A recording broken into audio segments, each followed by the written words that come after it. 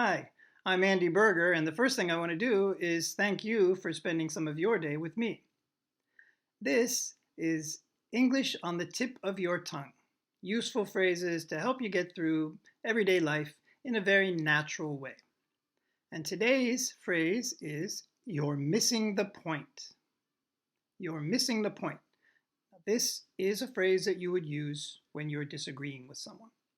It could be a work situation, it could be with a friend, it could be something like talking about a movie that you really like and the other person really doesn't like. Very common actually to use this phrase for entertainment, where everybody has these very different views. That's a great movie. No, it's a terrible movie because da da da da da. And then the first person would say, you're missing the point, and then go on to explain why they feel that the movie is great. So this comes from my book, Eigo de Hanasu Chikara, which gives my students an opportunity to kind of share different viewpoints on the same topic. And in Unit 4, the question is, do you prefer shopping at a mall to shops in your neighborhood? So person A starts out by saying, I greatly prefer shopping at malls. Malls are well-designed, spacious, and modern. Okay? Now B hates malls. That's what they say. They begin by saying, I hate malls. But B wants to disagree with A. And so my student said, you don't understand anything. Okay, now that's way too strong. I think maybe my student was just trying to have a little bit of fun and probably knew that wasn't quite the right thing to say. Zenzen wakaranai. No, that's just not right. That's pretty much just too rude, right? On the other hand, you're missing the point. It's more intriguing. It makes the person want to know, well, what is the point?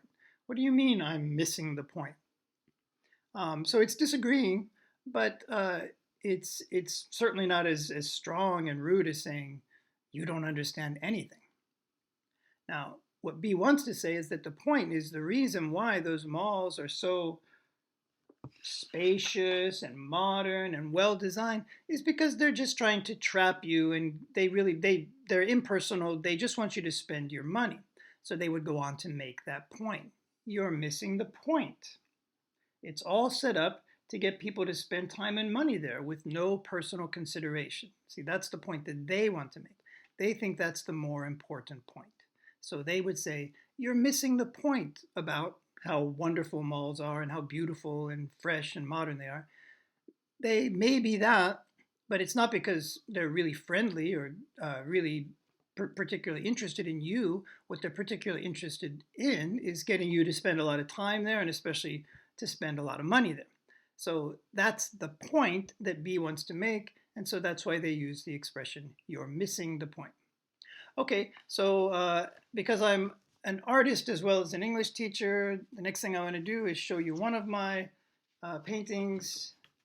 This is Ichiro Suzuki. I was a big fan of Ichiro's when he was a ball player, especially when he was playing for the Mariners, but here he's in his Yankees uniform. So I wrote about this I drew this late in his career. I also I wrote about Ichiro in what I call a visual essay, where I'm showing the picture, and then I'm also writing something about it. So I wrote a story about Ichiro, which you can find in my blog, Andy's Art, and I'll post a link to that.